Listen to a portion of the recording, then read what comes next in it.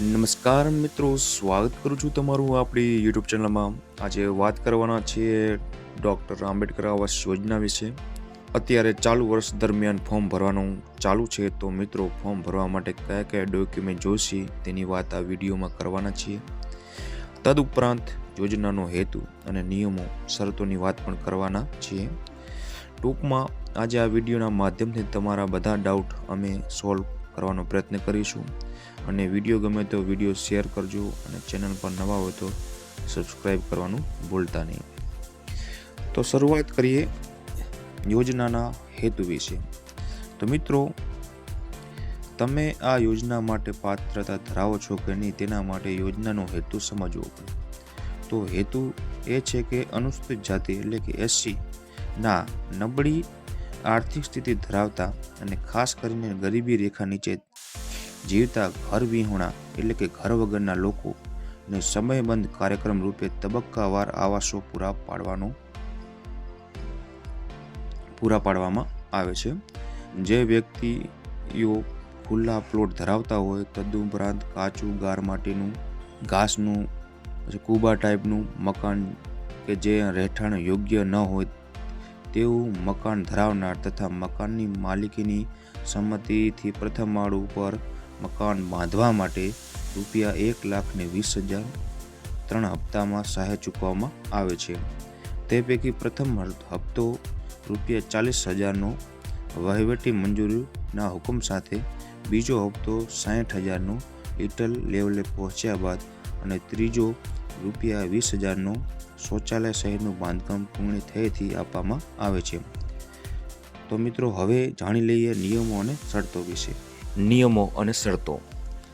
લાભાર્થી દ્વારા અથવા લાભાર્થીના અન્ય કુટુંબના સભ્ય દ્વારા સરકારશ્રી દ્વારા અમલિત અન્ય કોઈ પણ આવાસ યોજના હેઠળ લાભ લીધેલ ન હોવો જોઈએ. આગળ વાત કરીએ તો ગ્રામ્ય વિસ્તારમાં વાર્ષિક આવક 6 લાખ અને શહેરી વિસ્તારમાં વાર્ષિક આવક 6 લાખથી વધુ ન હોવી જોઈએ. મકાનની સહાયની રકમ ₹1,20,000 રહેશે. વધુમાં શૌચાલય માટે જેમનું ₹12,000ની સહાય મળવાપાત્ર હોય તેમને અલગથી યોજનાના નિયમો પ્રમાણે મળવાપાત્ર થશે. પરંતુ જો લાભાર્થીને શૌચાલય માટે સહાય ન મળવાપાત્ર હોય તો તેમને ફરજિયાત ₹1,20,000ની સહાયમાંથી શૌચાલય બનાવવાનું રહેશે. આ યોજના હેઠળ બનેલ મકાન ઉપર લાભાર્થીએ રાજ્ય સરકારની આંબેડકર આવાસ યોજના એ મુજબ તકતી લગાવવાની રહેશે. મતલબ કે તમારે તકતી લગાવવાની રહેશે. મકાન બાંધકામની ટોચ મર્યાદા શહેરી વિસ્તારમાં 10 લાખ અને ગ્રામ્ય વિસ્તારમાં 7 લાખની રહેશે. શહેરી વિસ્તારમાં અફોર્ડેબલ હાઉસિંગ સ્કીમ હેઠળ આપવામાં આવતી સહાયમાં ઉપરની ટોચ મર્યાદા લાગુ પડશે નહીં. આગળ વાત કરીએ. મકાન સહાયના પ્રથમ હપ્તાની ચૂકવણી કર્યેથી 2 વર્ષમાં મકાનનું બાંધકામ પૂર્ણ કરવાનું રહેશે. એટલે પહેલો હપ્તો મળ્યા બાદ 2 વર્ષમાં બાંધકામ પૂરું કરવાનું રહેશે. લાભાર્થીની ઉંમર ઓછામાં ઓછી 21 વર્ષની હોવી જોઈએ. એટલે લાભાર્થી 21 વર્ષનો હોવો જોઈએ. તો મિત્રો, હવે આગળ વાત કરીએ રજૂ કરવાના ડોક્યુમેન્ટ વિશે. એટલે ફોર્મ ભરતી વખતે ડોક્યુમેન્ટ કયા જોઈશે, બરાબર, ઓનલાઈન અપલોડ કરવાના હોય છે ફોર્મમાં. તો તેની વિગતવાર માહિતી જોઈ લઈએ. તો રજૂ કરવાના ડોક્યુમેન્ટમાં પહેલું તો અરજદારનું આધાર કાર્ડ જોઈશે, બરાબર, અરજદારનું આધાર કાર્ડ. બીજું અરજદારનું રેશન કાર્ડ જોઈશે. ત્રીજું જોઈશે અરજદારની જાતિ અથવા પેટા જાતિનો દાખલો, મતલબ કે જાતિનો દાખલો જોઈશે.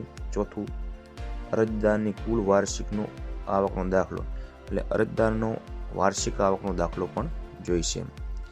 રહેઠાણનો પુરાવો જોઈશે, જેમાં વીજળી બિલ અથવા તો લાયસન્સ અથવા તો ભાડા કરાર અથવા તો ચૂંટણી કાર્ડ અથવા તો રેશન કાર્ડ, કોઈ પણ એક ડોક્યુમેન્ટ રહેઠાણના પુરાવા માટે જોઈશે.